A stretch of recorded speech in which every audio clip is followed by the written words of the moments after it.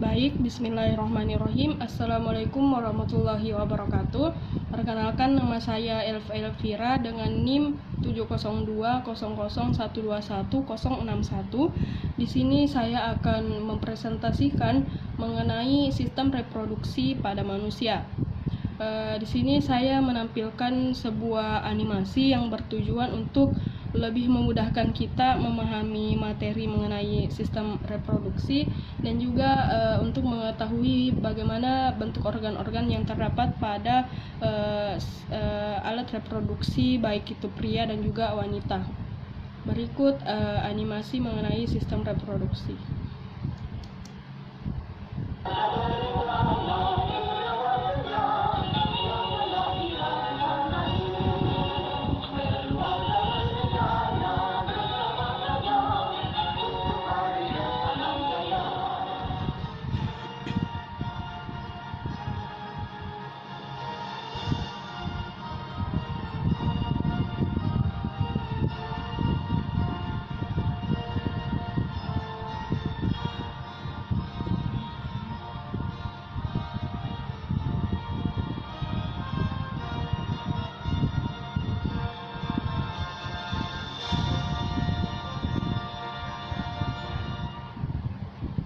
Alat reproduksi pria. Sperma diproduksi dan disimpan pada alat reproduksi pria. Di sini Anda bisa lihat bagian sistem reproduksi pria. Testis atau buah zakar, penis atau batang zakar, uretra atau saluran kencing, vas deferens atau saluran benih, kelenjar prostat, vesikula seminalis atau kantung mani. Dalam testis atau saluran benih, kelenjar prostat, vesikula seminalis atau Ya, sebelum saya menjelaskan mengenai proses pembentukan sperma atau spermatogenesis, saya akan menjelaskan bagian-bagian dari alat kelamin pria.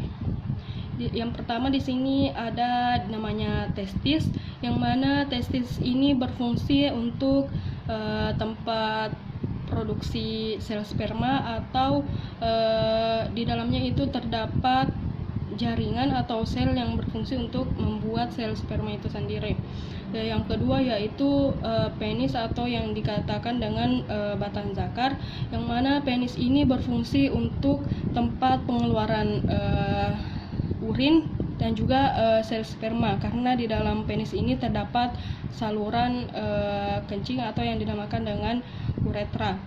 Kemudian bagian yang ketiga yaitu uretra. Uretra yang berwarna merah ini saluran kecil yang berfungsi untuk saluran pengeluaran urin dan juga sel sperma.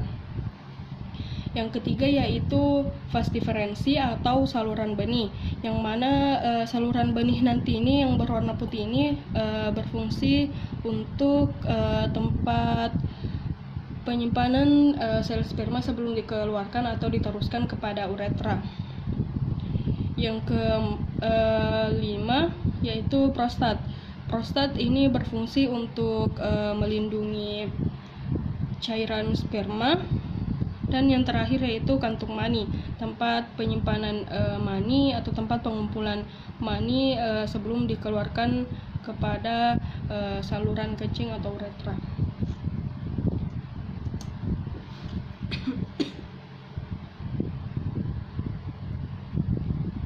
kantung mani.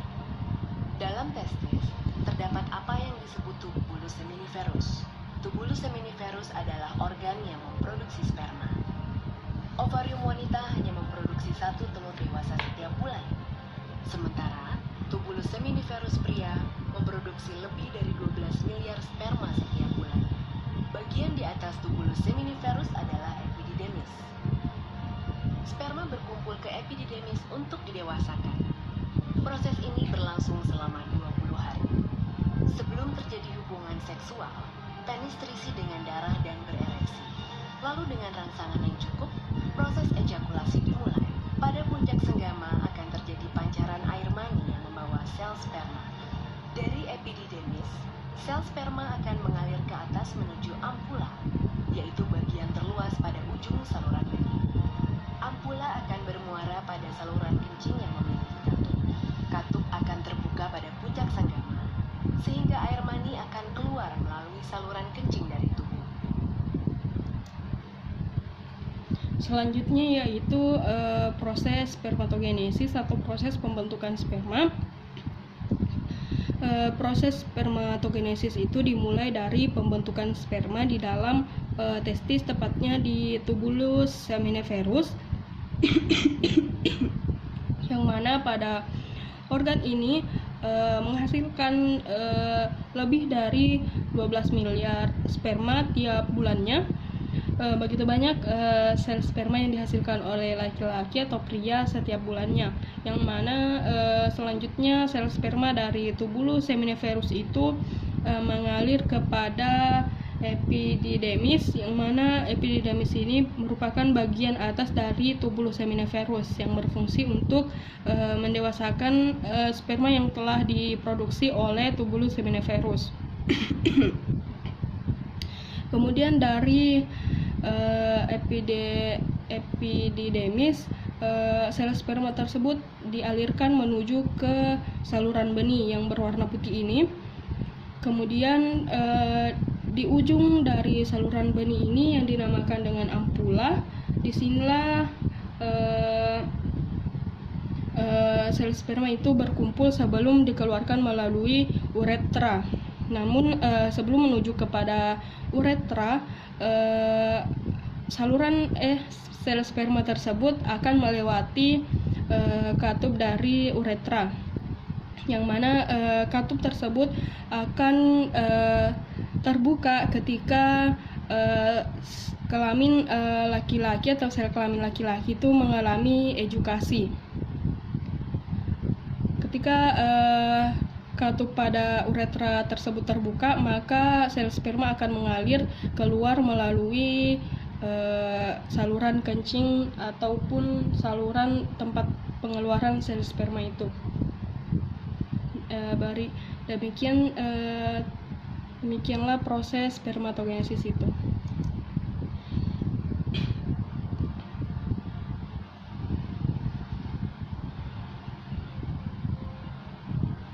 Alat reproduksi wanita. Untuk memahami proses produksi telur, mari kita lihat beberapa organ reproduksi wanita atau alat kelamin wanita. Ini adalah uterus atau rahim, tuba fallopi, ovarium atau indung telur, vagina atau mulut rahim. Seperti dengan halnya sebelumnya, yaitu bagian-bagian daripada alat kelamin pria. Di sini juga saya akan menjelaskan bagian-bagian dari alat kelamin wanita. Alat kelamin wanita itu terbagi atas 4 bagian. Yang pertama yaitu uterus atau rahim. Ini adalah rahim yang mana pada organ ini terjadi pembesaran janin atau pertumbuhan janin. Yang kedua yaitu tuba fallopi, saluran penghubung antara ovarium dengan uterus atau rahim, yang mana di dalam tuba fallopi ini nanti akan terjadi pembuahan antara sel sperma dan juga sel telur. Yang ketiga yaitu ovarium. Ovarium di sebelah kanan dan di sebelah kiri juga ada. Ovarium ini berfungsi untuk tempat produksi sel telur. Yang terakhir yaitu mulut rahim atau dinamakan vagina. Ini merupakan bagian tempat masuknya sel sperma dan juga nantinya menjadi tempat keluarnya janin dari rahim. Vagina atau mulut rahim. Mari kita perbesar ovarium untuk melihat perkembangan telur. Kita bisa melihat dalam ovarium di sebelah kiri. Gambar berwarna ungu adalah sel telur yang sedang berkembang. Semenjak dilahirkan, seluruh sel telur yang dimiliki wanita tersimpan di dalam ovarium dalam keadaan tak berkembang. Sebulan sekali, perintah hormonal dari otak memerintahkan ovarium untuk memproduksi folikel, di mana folikel yang dominan akan melepaskan sel telur dewasa untuk pembuahan. Lihat folikel yang berkembang dalam ovarium ini. Folikel adalah kumpulan sel yang mengelilingi telur dan menyuburkannya.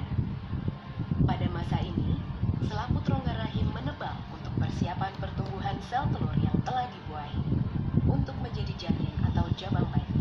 Selain itu, ovarium menghasilkan hormon estrogen dan hormon progesteron.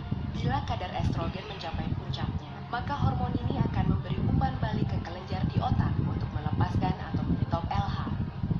Untuk menyiapkan telur untuk pembuahan, FSH mulai membagi materi genetiknya. Ini tanda dimulainya siklus reproduksi.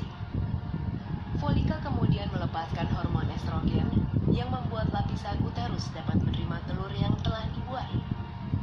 Dalam perjalanannya menuju uterus, ada dua hal yang dapat terjadi pada telur: dibuahi oleh sperma atau tidak. Jika terbuahi, biasanya terjadi di tuba falopi. Dari situ telur menuju uterus dan tertanam dalam dinding lapisan uterus untuk menyuburkan dirinya. Jika telur tidak dibuahi dalam waktu 24 jam setelah keluar dari ovarium, ia berhenti berkembang dan hancur sebelum mencapai uterus.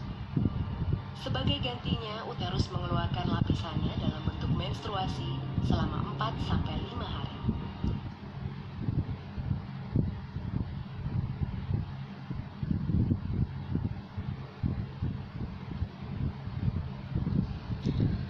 Selanjutnya yaitu proses oogenesis atau proses pembentukan sel telur. Proses pembentukan sel telur itu terjadi di ovarium, yang mana setiap wanita itu di dalam ovariumnya sejak lahir itu sudah memiliki sel telur. Namun sel telur tersebut belum mengalami pengembangan sebelum sel telur dibuahi oleh sel sperma. Berbeda dengan laki-laki atau pria tadinya yang tiap bulannya menghasilkan lebih dari 12 miliar sel sperma tiap bulannya, wanita hanya menghasilkan 1 sel sperma tiap bulannya. Wanita hanya menghasilkan 1 sel telur tiap bulannya.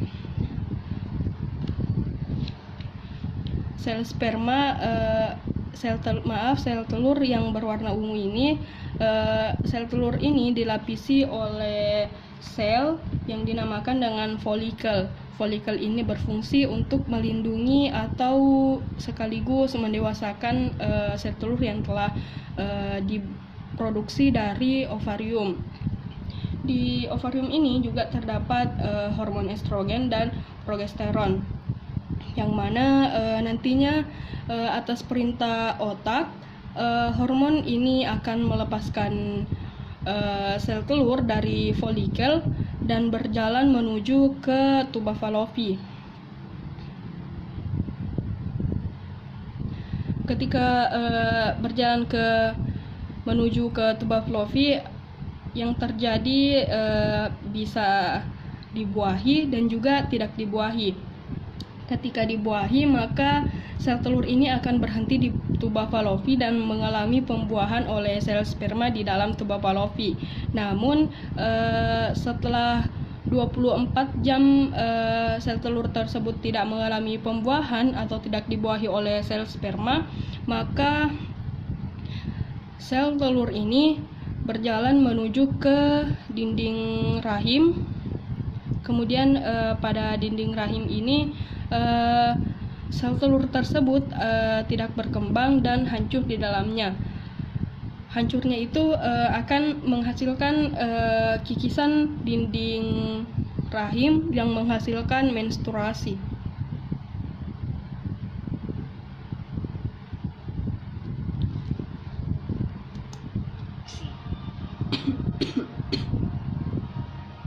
Siklus reproduksi berkisar antara 21 hingga 40 hari. Hanya sekitar 10 hingga 15% wanita yang memiliki siklus 28 hari. Menghitung siklus reproduksi dapat dilakukan dengan membuat catatan pada kalender. Dengan demikian, masa subur dapat diketahui. Hal ini sangat berguna untuk menentukan kapan masa subur dan ovulasi terjadi. Setiap bulan pada hari kelima siklus reproduksi, selaput rongga rahim mulai tumbuh dan menebal sebagai persiapan terhadap kemungkinan terjadinya kehamilan. Pada sekitar hari ke-14, terjadi proses pelepasan telur dari ovarium atau ovulasi. Sel telur ini masuk ke dalam salah satu saluran falopi. Dan jika saat ini ada sperma yang masuk, maka terjadilah pembuahan. Jika terjadi pembuahan, sel telur yang telah dibuahi akan masuk ke rahim dan tumbuh menjadi janin. Pada sekitar hari ke-28, jika tidak terjadi pembuahan, lapisan rongga rahim meluruh dan terjadi siklus menstruasi berikutnya. Selanjutnya yaitu siklus reproduksi.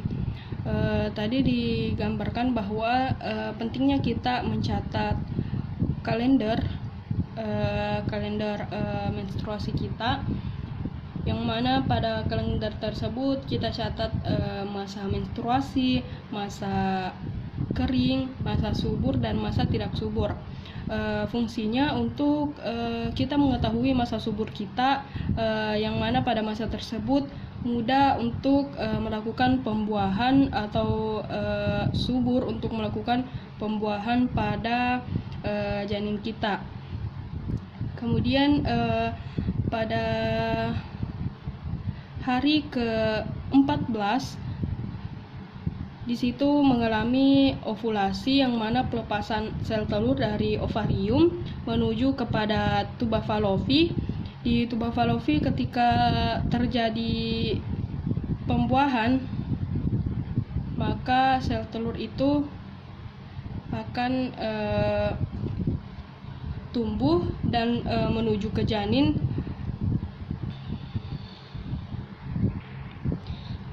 Baik, maaf sebelumnya terputus karena koneksi internetnya. Saya akan melanjutkan. Dari ovarium tadi terjadi ovulasi, yaitu pelepasan sel telur atau ovum dari ovarium itu. Kemudian sel telur tersebut mengalir kepada saluran tuba falopi. Di sini ketika sel sperma masuk, maka sel telur akan dibuahi oleh sel sperma di saluran tuba falopi ini. Namun ketika tidak adanya sel sperma yang masuk untuk membuahi, maka sel telur ini berjalan menuju kepada dinding rahim, yang mana ketika hari ke-28 nanti sel telur ini tidak dibuahi, maka kembalilah terjadi menstruasi atau siklus menstruasi selanjutnya. Tidak terjadi pembuahan, lapisan rongga rahim meluruh dan terjadi siklus menstruasi berikutnya. Pembuahan.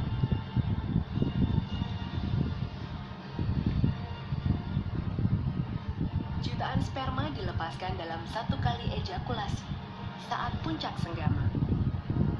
Setelah dipancarkan ke dalam mulut rahim, sel sperma bergerak ke dalam rongga rahim dan saluran telur untuk mencapai sel telur yang matang dan siap dibuahi.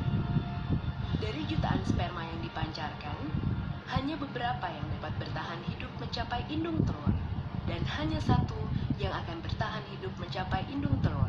Sperma kemudian mempenetrasi dinding sel telur, kemudian mengkombinasikan materi genetiknya dengan sel telur dalam proses yang disebut pembuahan. Selanjutnya yaitu proses pembuahan. Proses pembuahan ini dimulai dari masuknya sel sperma ke dalam mulut rahim, kemudian jutaan sperma itu dipancarkan keluar dan menuju kepada sel telur. Namun dari jutaan sel sperma ini hanya satu yang dapat menembus dinding sel telur.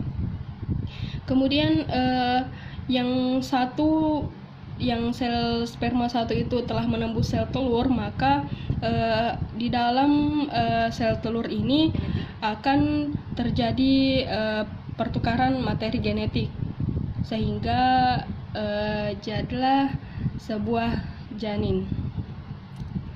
Dengan sel telur dalam proses yang disebut pembuahan.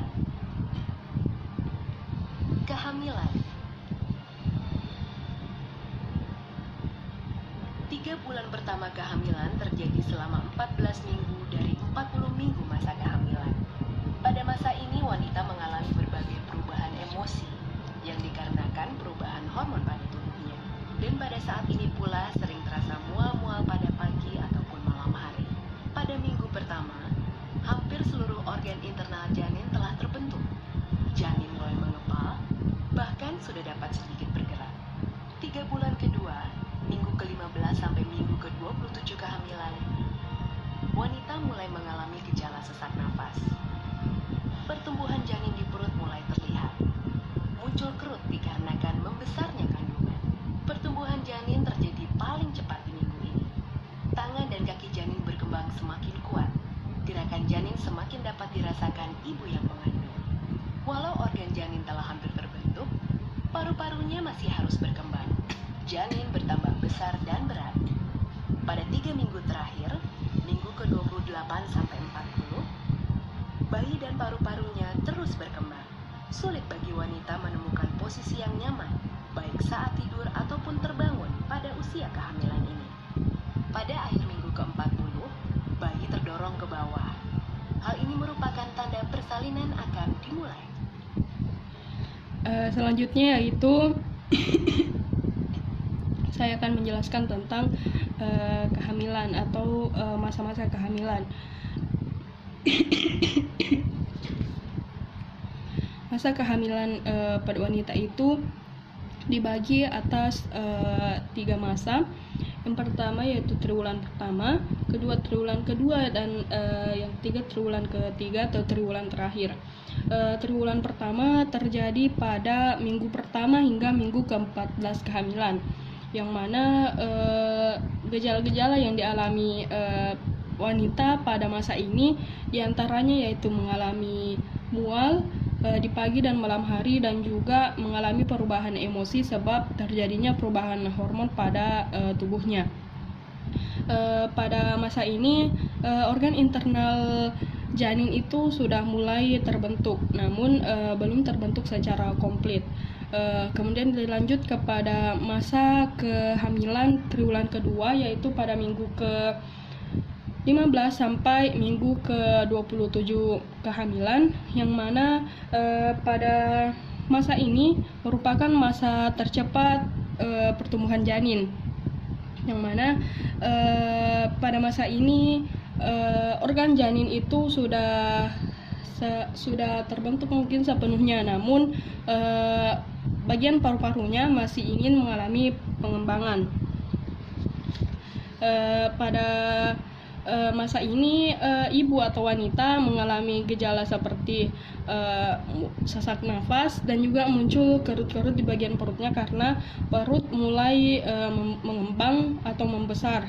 Dan pada masa kehamilan triwulan terakhir atau ketiga, yaitu pada minggu ke-28 hingga minggu ke-40 kehamilan, di sini ibu atau wanita akan mengalami kesusahan dalam berbagai apapun aktivitasnya. Itu pasti mengalami kesusahan karena merasa perutnya itu sudah sangat berat. Dan pada akhir minggu ke-40 itu janin sudah terasa terdorong, sehingga mulailah tanda persalinan itu.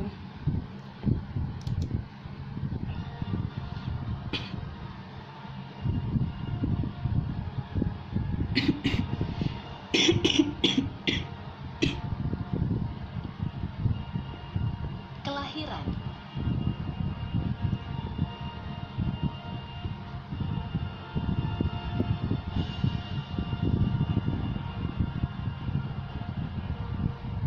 Ketika pembukaan mencapai 10 cm, terjadi dorongan.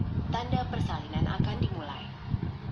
Bayi memulai perjalanan melalui saluran rahim. Saat kepala bayi mulai berputar, ia dapat saja terluka ketika menuju ke bawah saluran rahim yang sempit pembukanya. Tulang kepala bayi memiliki ruang yang bernama fontana, yang membuat kepala bayi memanjang dan cukup untuk keluar melalui saluran rahim. Kepala dan pundak bayi disangga, sementara bagian tubuh lainnya keluar dengan mudah. Ketika keluar, kepala bayi secara otomatis kembali ke ukuran normalnya. Selanjutnya itu proses kelahiran atau proses persalinan, yang mana proses ini ditandai dengan terjadinya pembukaan, yang mana pembukaan itu sebesar 10 cm pada mulut rahim ibu atau wanita. Kemudian kepala bayi itu terdorong dari dalam. Kepala bayi itu mulai terputar. Mulut rahim wanita kan kecil, sehingga kepala bayi ini akan memanjang dengan adanya ruang pada tulang kepalanya yang dinamakan dengan fontanel. Fontanel ini berfungsi untuk memanjangkan kepala bayi agar lebih mudah untuk keluar dari mulut rahim ibu. Kemudian setelah kepala bayi itu keluar, maka bagian tubuh lain atau bagian di bawah kepala itu akan lebih mudah untuk keluar. Setelah bayi itu keluar, maka kepalanya akan menjadi semula atau akan menjadi bulat semula, tidak memanjang seperti tadi, sebab adanya ruang dalam tulang kepalanya yang dinamakan fontanel.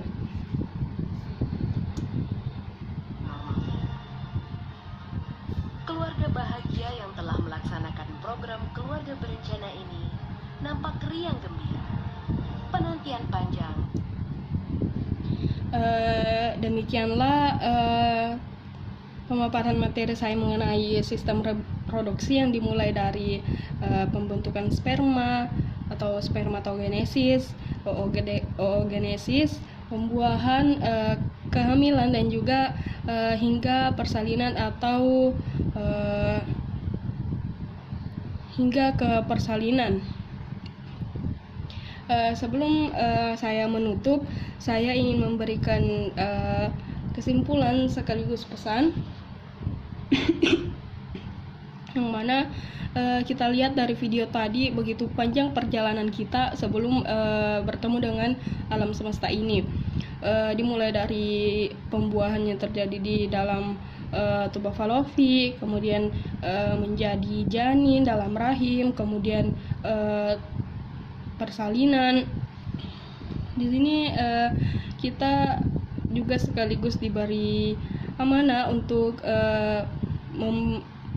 tetap berbuat baik kepada kedua orang tua, khususnya seorang ibu. Mengapa? Karena dari video tadi kita menyimpulkan bahwa sebelum lahir saja yang paling banyak berperan itu adalah seorang ibu, karena ibu yang mengandung kita dan juga ibu melahirkan kita. Yang mana kedua proses tersebut bukanlah proses yang mudah. Dari proses kehamilan ibu sudah bersusah payah untuk kita, dan proses kelahiran itu sendiri bukanlah proses yang mudah. Mungkin hanya itu dari saya. Kurang dan lebihnya mohon dimaafkan. Wallahumma fiqh ila thoriqil ikhlas. Wassalamualaikum warahmatullahi wabarakatuh.